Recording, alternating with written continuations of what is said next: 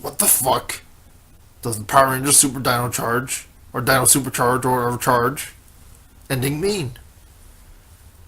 Let's start with what Joe Lynn said about the series. He said he didn't want crossovers. He didn't want there to be references to other shows because Megaforce already failed that. I can get into why that kind of logic doesn't work and why the fans didn't want that, but that's not important. He said he wanted to concentrate on making the show better, and he did. Like, there was a bad plot hole and some really terrible episodes, but he did some very memorable stuff this season, and it was original. Does Dino Thunder take place? Does even Mighty Morphin take place? There's no crossovers with them, and that's the reason why Judge Lynn put that in there. Is this an attempted reason to retcon or explain that? Not sure, but he did have a logic behind it. It's sort of a Game of Thrones Telltale game, season 1 ending. It's ambiguous, and they don't make clear that what happens like is going to be important or going to be fan friendly or where they're going to go with it. It's unfortunate, bro. Like, I was really angry when they did that with Game of Thrones Telltale. Because, like, I didn't know whether I wanted to buy the second season or not. And I always spent all this money on the first season. Now, Power Rangers is free on TV. So, and people are going to watch no matter what. I think the I don't care about the plot holes. I just want it to be entertaining. And it accomplishes that. Everyone has their closure. And it got people talking. Like, it was a risk. And whether it pays off or not is... I mean, that's definitely what they need more of, risks, not just adapting footage and doing it terribly like with Power Rangers Samurai. So just to explain one point, it's not clear whether or not this is in the Mighty Morphin universe or the Lionsgate universe or anything, or even the RPM universe. They don't explain whether... I do feel like it was partially inspired by the Ranger Board explanation that they were going to have a time event that alters all the reality so that vengeance never happened and there wasn't the apocalypse. But back to the point about the in-universe stuff. There's never any crossovers and you never see the other Rangers, so it's sort of like that all-time movies review of the James Bond franchise where there's references to other canon, so they're obviously the same person in the James Bond franchise. There's no references to other parts of the Power Rangers franchise.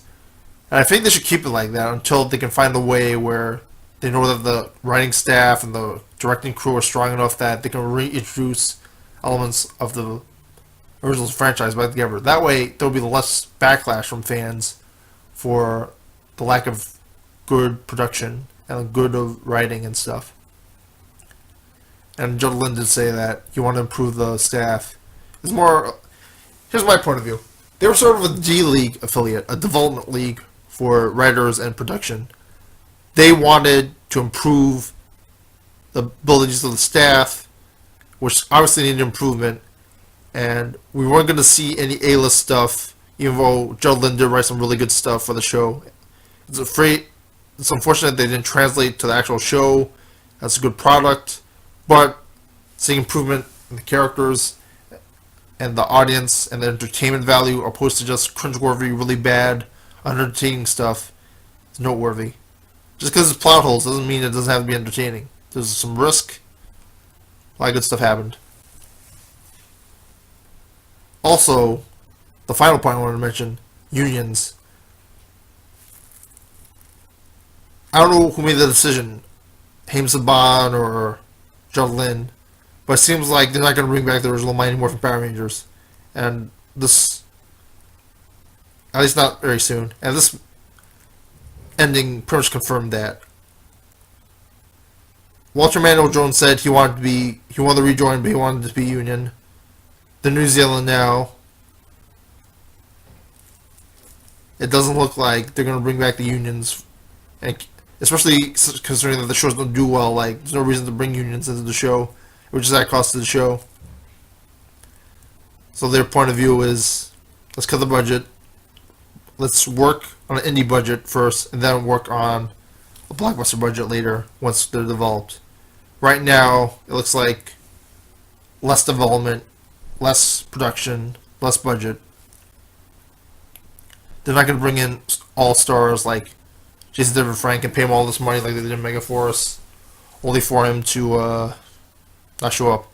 And not to mention, I remember what's his name, Austin, the guy who played Bridge in SPD. He said he didn't want to go to New Zealand because he'd have to pay his own ticket, and it'd be all these costs for him to join, and Saban is not going to pay, and I think John Lynn knows that, and as a result, he knows he can't do a lot of crossovers because like a lot of the fans would be disappointed, a lot of the audience would be disappointed, a lot of the actors would be disappointed.